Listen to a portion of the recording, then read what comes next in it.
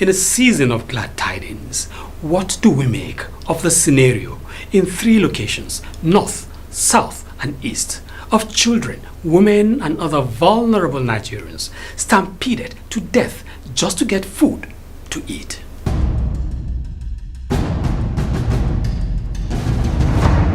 Perhaps with this stark reality of serial deaths for 3 consecutive days running, of children, women, and other hungry Nigerians just days to Christmas, the conscience of the nation may be, just maybe pricked, even if just a little.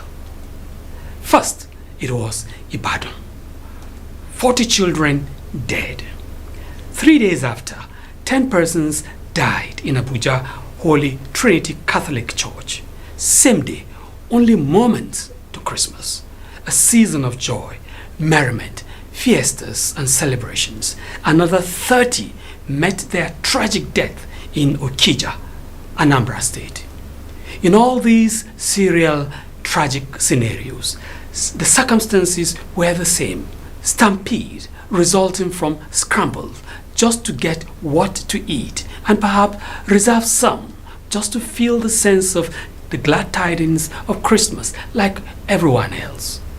What do we make of such a calamity? How do we explain such a doom and live with ourselves as a nation? How? How, I ask again. Must it get to this dastardly state for the leadership at all levels and across the country to fully take responsibility and accept that they have failed?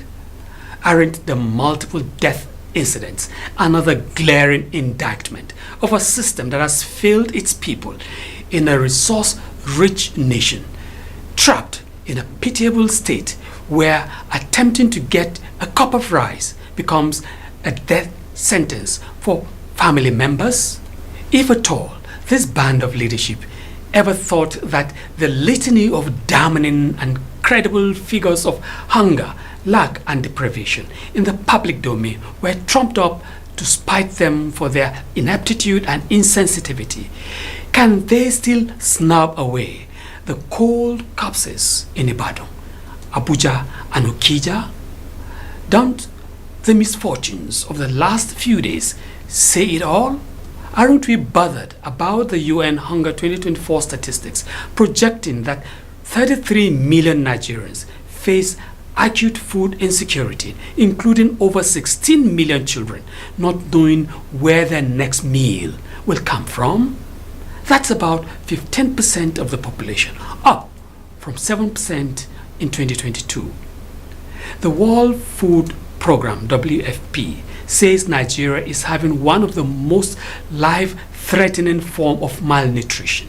In Katsina alone, Medicine Sans Frontier, Doctors Without Borders, says it has treated more than 100,000 children for malnutrition so far this year. For whatever excuses may be fabricated, is there anything to justify Nigerians, children, women, and frail others cut down and stampeded to death in a feeble attempt to get food to eat?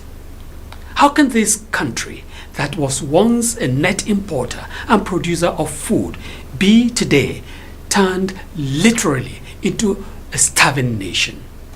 Why is it that amidst the ravaging hunger and with many skipping or rationing meals, yet the public space is awash with scenarios of reckless extravagance and insatiable frivolities, as in the alleged stupendous budgetary provisions for feeding in government houses and refreshments for political leadership across the tiers of government, including the highest level?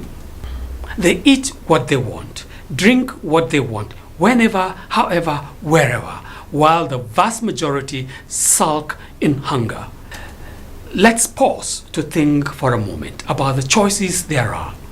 Sad and horrific as it is, and while facing the fact that nothing can be done about those already dead from the hunger stampede, can the nation continue to stay the path of systemic failures and the policy missteps that have created the disproportionate number of people trapped in multi-dimensional poverty and the hunger bracket? Yes, the president has cancelled all events planned for the season as tribute to the monumental tragedy. And yes, the police has warned against any more stampede causing charade without proper arrangement for adequate safeguards. But is that it? Will there have been these attention-seeking grandstands in the name of palliatives for the poor if it wasn't for the cumulative misgovernance? Now, it's so bad military personnel are reportedly being detailed to supervise distribution of palliatives. Isn't that absurd? Are we ready to frontally confront the governance deficit that created and is perpetuating hunger in the land, among other disgraceful drawbacks that betray the level of human advances beyond banal basics in this day and age?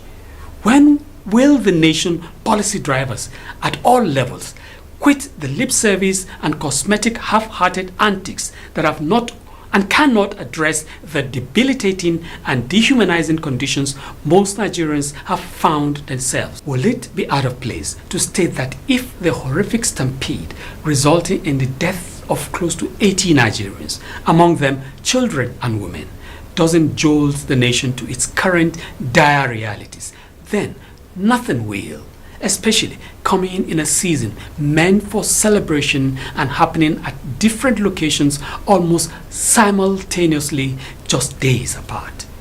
In closing, I dare ask, what really does it take for the leadership to commit, really commit to sustainable provision of bare essentials like food, just food? Nigerians deserve better than to be scrambling to death just for a fistful of grains. Isn't it time to rethink our national priorities? Stealing and misusing state resources that can be put to better the lots of citizens is certainly not part of the priorities. Heartfelt condolences to those who have again joined the growing bracket of Nigerians who are casualties of cumulative irresponsible governance through the years and worsening still. May the souls of the departed rest in peace.